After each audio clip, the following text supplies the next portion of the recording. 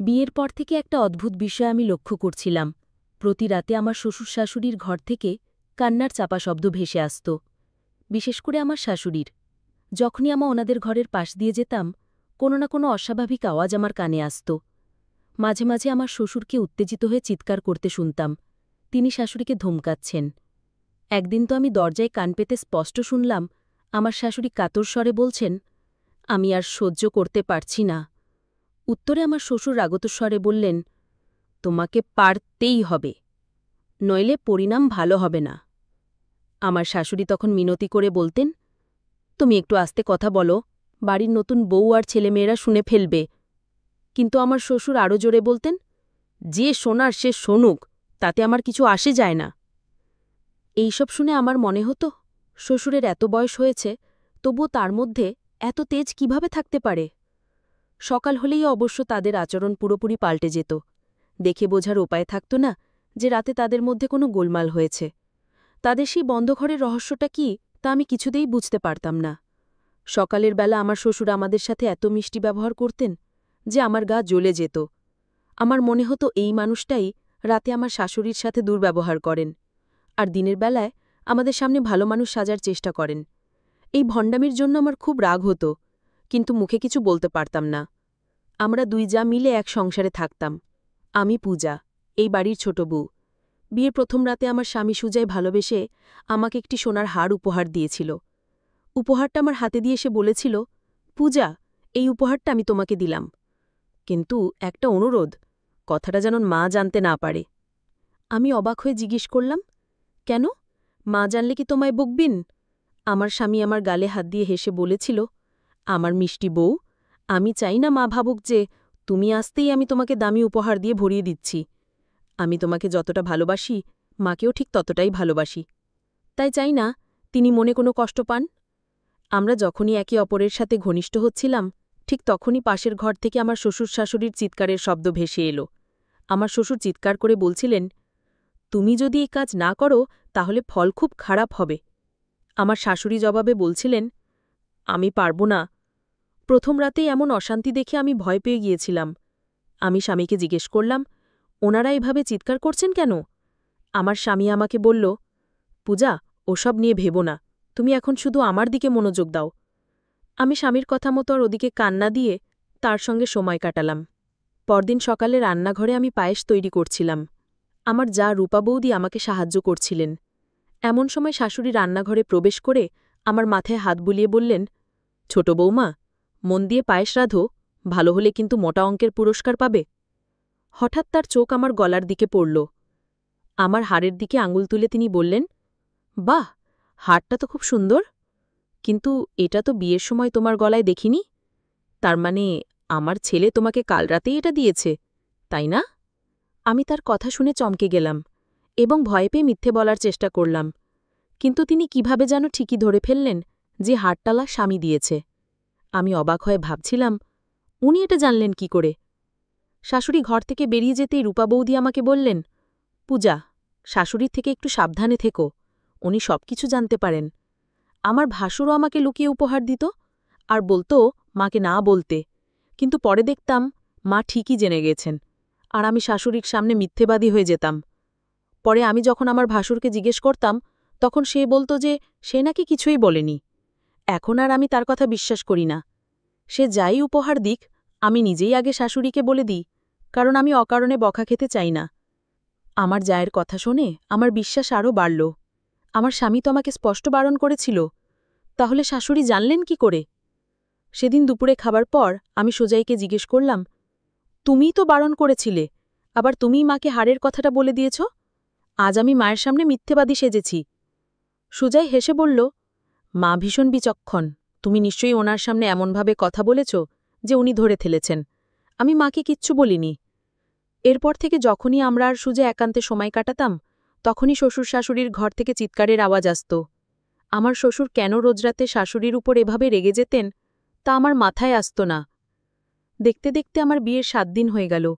এই সময়ের মধ্যে আমি শাশুড়িকে আমাদের সাথে কোনো খারাপ ব্যবহার করতে দেখিনি, বরং তিনি আমাদের ভালোবাসতেন। তাহলে রাতের বেলায় কি এমন হতো? আমি যখনই আকাশকে এই বিষয়ে জিজ্ঞেস করতাম, সে বলতো, দেখো পূজা, বাবা মায়ের ব্যক্তিগত ব্যাপারে আমাদের মাথা ঘামানোর দরকার নেই, তারা নিজেদের সমস্যা নিজেরাই মিটিয়ে নেবেন। এমনকি সুজয় যখন আমার সাথে লুকিয়ে কোথাও ঘুরতে যাবার পরিকল্পনা করত, সেটাও শাশুড়ি ঠিক জেনে যেতেন। আমি সুজয়কে বললে সে প্রতিবারের মতো বলতো যে আমি মাকে কিচ্ছু বলিনি। সে বলতো, আসলে কাল রাতে বন্ধুদের সাথে ফোনে ঘুরতে যাবার পরিকল্পনা করছিলাম, মা হয়তো আড়াল থেকে আমাদের কথা শুনে ফেলেছেন। তুমি এসব নিয়ে ভেবো না, চলো আমরা ঘুরে আসি।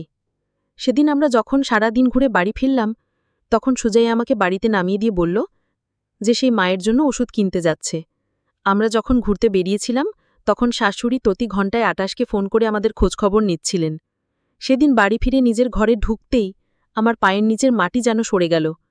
আমি দেখলাম রতন, যে আমাদের বাড়ির ইলেকট্রিক আর কেবিলের কাজ করে, সে আমার ঘরের ফুলদানি থেকে একটা ছোট্ট ক্যামেরা বের করে লুকানোর চেষ্টা করছে। দৃশ্যটা দেখে আমি হতবম্ব হয়ে গেলাম। আমি তাকে ধরে ফেলে চিৎকার করে শাশুড়ি আর যাকে ডাকলাম। রতন বাধা দেবার চেষ্টা করলেও পারল না। আমার শাশুড়ি এসে রতনের হাত থেকে ক্যামেরাটা কেড়ে নিয়ে তাকে মারতে শুরু করলেন আর বললেন, তোর এত সাহস, তুই আমার বাড়ির বউদের উপর খারাপ নজর দিস?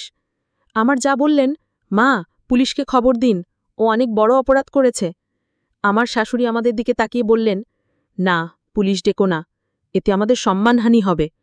আমি বললাম, সম্মানহানির ভয়ে আমরা এই অপরাধীকে ছেড়ে দেব? ও তো আমাদের সবকিছু রেকর্ড করেছে।